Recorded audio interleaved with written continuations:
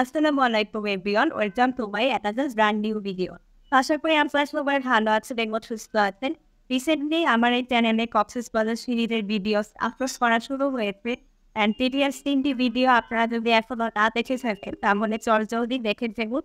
And আজকের ভিডিওটা আরও বেশি ইন্টারেস্টিং অ্যান্ড আরও বেশি ভালো লাগার একটি ভিডিও হতে চলেছে আপনাদের জন্য। কারণ আমরা কক্সবাজারের হিমছড়িতে যাচ্ছি। তো সেটার জন্য খুব আমি এক্সাইটেড ছিলাম। আশা করি আপনারাও খুব এক্সাইটেড থাকবেন পুরো ব্লগটা দেখার জন্য। তো দিনটি ছিল 14 এপ্রিল রবিবার। তো ওই দিন বাংলার নতুন বছরের প্রথম দিন ছিল, মানে পহেলা বৈশাখ। তো এই পহেলা বৈশাখের টাইমে আমরা এইবার ফর দ্য ফার্স্ট টাইম কক্সবাজারে ছিলাম। যেহেতু এখন ঈদের ভ্যাকেশন পড়ে গেছে, তো ঈদের ভ্যাকেশনের জন্য কক্সবাজারে যাওয়া অ্যান্ড আমরা ওখানে 13 আর 14 এপ্রিল এই 2 দিন ছিলাম। তো 14 এপ্রিলে আমাদের বেশ ভালো একটা প্ল্যান ছিল যে আমরা এই কক্সবাজারের অলমোস্ট প্লেসেস ঘুরে দেখবো। তো সেই কারণে আমরা সকাল 8টার দিকে আমাদের যাত্রা শুরু করি সপরিবারে। অ্যান্ড আমাদের অটো রিজার্ভ করা ছিল সারাদিনের জন্য। তো অটো নাম্বার 4 নাম্বার আমরা রেলওয়ে স্টেশনে যখন গিয়েছিলাম, তো প্রিভিয়াস ভিডিওতে কক্সবাজারের রেলওয়ে স্টেশনের ভিডিও শেয়ার করা হয়েছে। তো সেই অটো মামার কাছ থেকে আমরা ফোন নাম্বার রেখে দিই। তো ওনাকে সকালবেলা 7টার দিকে ফোন দিয়ে 14 এপ্রিলে দেন আমরা ফাইনাল করি আমাদের কথাবার্তা। সারাদিনের জন্য উনি 1500 টাকা নিয়েছে। তো এখানে একেকটা প্লেসে উনি 1 ঘন্টা করে টাইম দিতে, তো সেইভাবে কথাবার্তা ঠিক করে উনি 1500 রেখেছে। আর এখন যেহেতু খুব অকেশন চলছে ধুমধামভাবে, তো এই টাইমে পর্যটকরা অনেক বেশি যায় ওদিকে ভ্রমণ করতে। তো সেইভাবেই প্রাইস রেঞ্জটা আপ ডাউন হয়ে থাকে। তো যাই হোক, আমরা যেতে যেতে আশেপাশে অনেক সি বিচ দেখতে পেলাম। সাথে আরেকটা ইন্টারেস্টিং ব্যাপার হচ্ছে যে সি বিচের অপোজিটে পাহাড় দেখতে পেলাম। তো কক্সবাজারে এসে একটা ইন্টারেস্টিং ব্যাপার কাজ করতো এখানে, যে আপনি কক্সবাজারে আসতে বান্দরবান সাজেকের একটা ভাইব পাবেন। অ্যান্ড হিমছড়িতে গেলে আপনারা সেরকম একটা ভাইব করতেই পাবেন। তো হিমছড়িতে গেলে যেটা মনে হবে আপনি নীলগিরি অথবা সাজেকে এসেছেন। তো যেতে যেতে আরো বেশ কিছু সি বিচ দেখতে পেলাম। অ্যান্ড কক্সবাজার মেনলি একটা সমুদ্র এলাকা বলা যায়। তো এখানে আপনি যেদিকেই যাবেন সেদিকেই আপনি সমুদ্র দেখতে পারবেন। আর এই দিকে সমুদ্রের অপোজিটে অনেক পাহাড়ও দেখা গিয়েছে সেদিক কক্সবাজারে। আমরা ফর দ্য ফার্স্ট টাইম যেহেতু ট্রিপ দিয়েছি এবার কক্সবাজারে, তো সেই হিসেবে আমাদের কাছে খুব ভালো লাগার একটা মুহূর্ত কাজ করেছে যে একসাথে পাহাড় সমুদ্র সবই দেখতে পেলাম আমরা।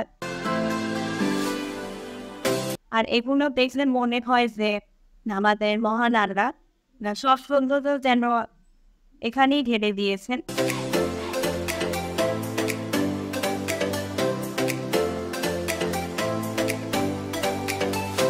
অ্যান্ড আমার কাছে ভ্রমণ করতে খুব ভালো লাগে কক্সবাজারের মতো এরিয়াতে। কারণ এখানে এসে আমি 2 ধরনের ভাইব পাচ্ছি। একদিকে আমি বান্দরবান বা নীলগিরি বা সাজেকের ফিল পাচ্ছি, অন্যদিকে সি বিচের ফিল পাচ্ছি।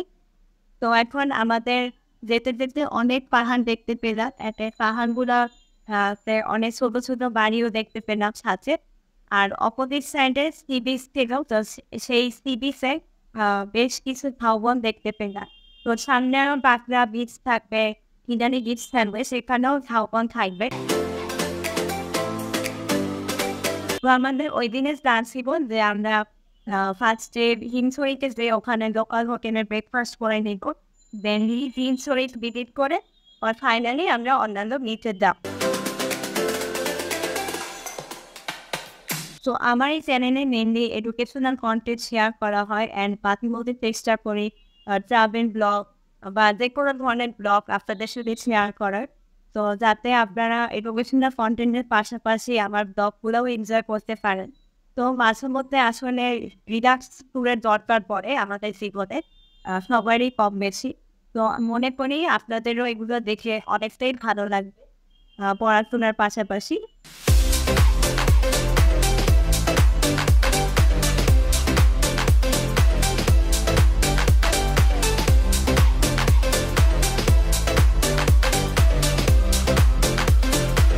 অ্যান্ড ওই দিন সকাল থেকে খুব বেশি গরম ছিল না, তবে দুপুরের দিকে ওয়েদার খুব বেশি গরম ছিল। যেহেতু বৈশাখ মাস অলরেডি পড়ে গেছে, বৈশাখ মাসে জ্যৈষ্ঠ মাসে আমাদের গ্রীষ্মকাল, এটা আমরা কম বেশি সবাই জানি।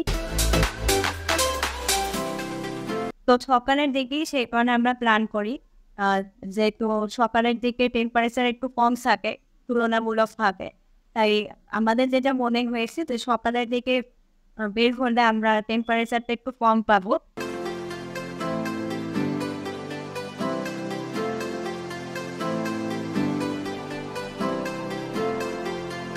তো ভিডিওটি ভালো লাগলে অবশ্যই লাইক দিবেন অ্যান্ড শেয়ার করবেন আপনার ফ্যামিলি আর ফ্রেন্ডসদের সাথে। আর অবশ্যই আমার YouTube channel teachers academy subscribe করে পাশে থাকা বেল আইকনে ক্লিক করবেন, তাতে নেক্সট কোনো ব্লগ বা ভিডিও আপলোড করলে আপনারা সঙ্গে সঙ্গে ভিডিওগুলি নোটিফিকেশন পেয়ে যাবেন। অ্যান্ড যারা ফেসবুক পেজ থেকে দেখবেন তারা টিচার্স ওয়াই পেজটি ফলো দিয়ে দেবেন।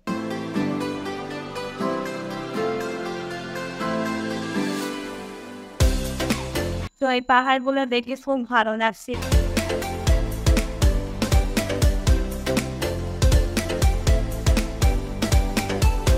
তো নেক্সট ভিডিও আরো বেশি ইন্টারেস্টিং হতে চলেছে, কারণ নেক্সট ভিডিওটা আপনারা গেস করেন এবং কমেন্ট করে জানান যে আপনাদের সাথে কোন বীজটা শেয়ার করবো।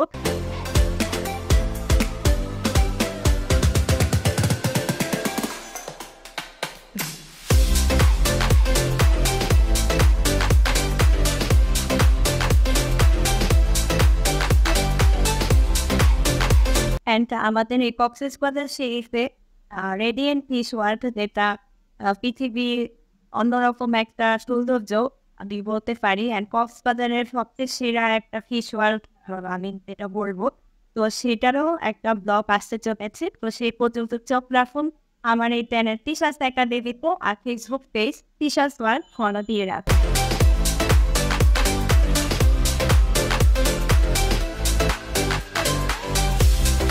তো আমরা হিমছড়ির অলরেডি কাছাকাছি চলে এসেছি, অ্যান্ড যত তার নিকটে যাচ্ছি অতটাই আমাদের এক্সাইটমেন্ট কাজ করছিল যে আমরা খুব সুন্দর একটা জায়গা দেখব।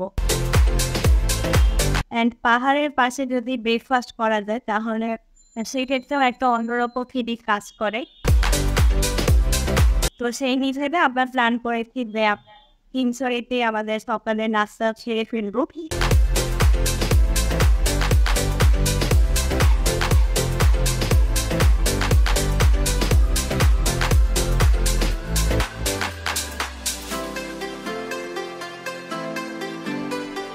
কক্সবাজারের এই সৌন্দর্য আমার চিরদিনই মনে থাকবে, মানে চিরকাল মনে থাকছে, কারণ আমি একদিকে সমুদ্র দেখতে পেয়েছি, একদিকে পাহাড় দেখতে পেয়েছি।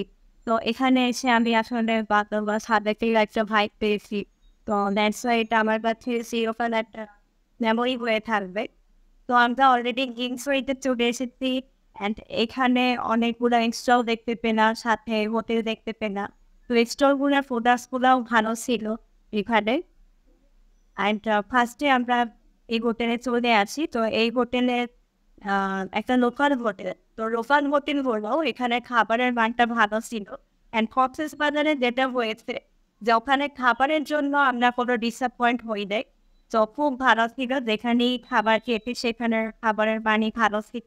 তো আমরা ব্রেকফাস্ট হিসেবে পরোটা, ডিম ভাজি আর মুগ ডাল এগুলা খেয়েছিলাম।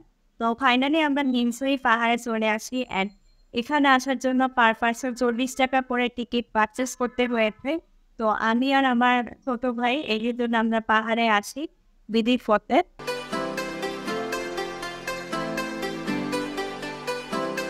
তো এখানে অনেকগুলা সিঁড়ি ছিল, তো সেগুলা দিয়ে উঠে উঠে ট্রেন ফাইনালি চূড়ায় উঠতে হয় হিমছড়ি।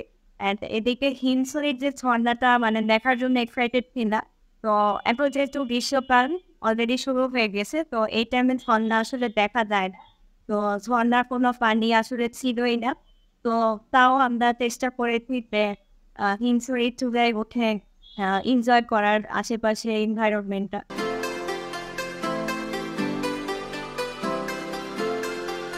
তো এখানে ওই দিন অনেক পর্যটকরা এসেছিল এবং সকাল থেকেই বেশ ভালো ভিড় ছিল ওখানে। বিশেষ করে ছবি তোলার জন্য ওখানে পর্যটকদের অভাব ছিল না। তো এখান থেকে দূরে ওই যে সমুদ্র দেখা যাচ্ছে। অ্যান্ড এটাও একটা অন্যরকম সৌন্দর্য যে আপনি পাহাড়ের চূড়া থেকে সমুদ্র দেখতে পাচ্ছেন। অ্যান্ড এখানেও সূর্যর পরে আশেপাশে ছোট ছোট ডেকোরেশন করা হয়েছে, বিশেষ করে রেস্ট নেওয়ার জন্য। যেহেতু পাহাড়ের উঠতে একটু হলেও মানে টায়ার্ড হয়ে যায় সবাই, তো সেই কারণে বাসের মধ্যে রেস্ট নেওয়ার প্রয়োজন হয়। তো এখানে সুন্দর দৃশ্যগুলো আমরা ভিডিও করছিলাম, ছবি ক্যাপচার করছিলাম।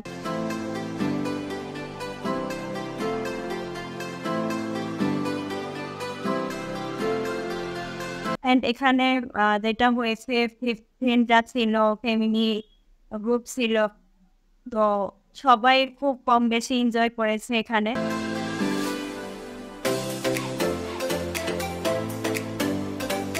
তো হিমছড়ি থেকে আমরা এখন চলে আসলাম, অ্যান্ড এখানেও কিছু স্টল দেখতে পেলাম। এই স্টুডেন্টগুলোও ভালো ছিল। তো এখন আমরা হিমছড়ি থেকে বের হয়ে যাচ্ছি। তো দেন আমরা নেক্সট ব্লগে ইনানি বিচে যাবো। তো সেই পর্যন্ত চোখ রাখুন আমার এই চ্যানেল পিশাচ একাডেমিতে। আজকে এখানে বিদায় নিচ্ছি। সবাই খুব বেশি ভালো থাকবেন। আল্লাহ হাফেজ।